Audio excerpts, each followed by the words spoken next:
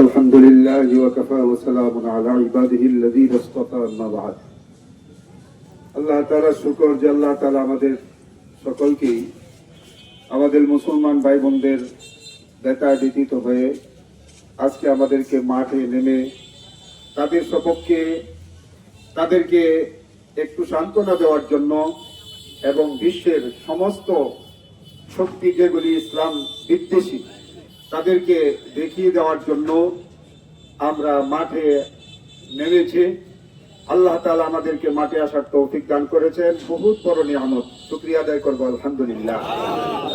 আমরা আজকে মাঠে এই কথা প্রমাণ করতে চাই যে আমরা ইহুদিদের সাথে আমরা হয়তো এখান থেকে লড়াই করতে পারবো না, কিন্তু আমাদেরকে যদি সেই সুযোগ দেওয়া হয়, একজন মুসলমানও পিছে থাকবে না ইনশাআল্লাহ। সকলে ঝাঁপিয়ে পড়বে সেই ইহুদিদের বিরুদ্ধে। ইহুদিদের দ্বিতীয় নাম মুনাফিক। এরা মদিনায় কি করেছিল উলামায়ে কেরাম ভালো জানেন, মুসলমানরা আপনারা সেই ইতিহাস জানেন। মদিনায় মুসলমানদেরকে কষ্ট দেওয়ার জন্য বহু যুদ্ধ সংগঠিত হয়েছে তাদের এই ষড়যন্ত্রের কারণে। সর্বশেষ খন্দকের যুদ্ধ কেন হয়েছিল আপনারা জানেন। সেই ইহুদিরা এখন পর্যন্ত লেগে আছে, কিয়ামত পর্যন্ত থাকবে। আমরাও আছি তাদেরকে দাঁত ভাঙ্গা জবাব দেওয়ার জন্য প্রস্তুত থাকবো। কিছুদিন আগে গত শুক্রবার, এর আগের শুক্রবার আমি যখন নামাজ পড়াই পোড়াকান্দুলিয়া, সেখানে কিছু বক্স পাঠানো হয়েছিল।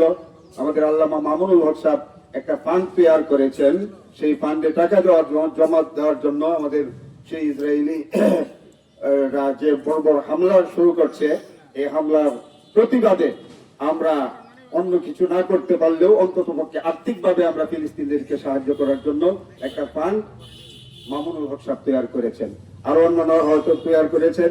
আমরা যখন জানবো শুনবো, আমরা অর্থ দিয়ে শ্রম দিয়ে আমরা তাদেরকে সহযোগিতা করার জন্য সকল সময়ই প্রস্তুত থাকবো। আল্লাহ তাআলা আমাদের সকলকে তৌফিক দান করুন।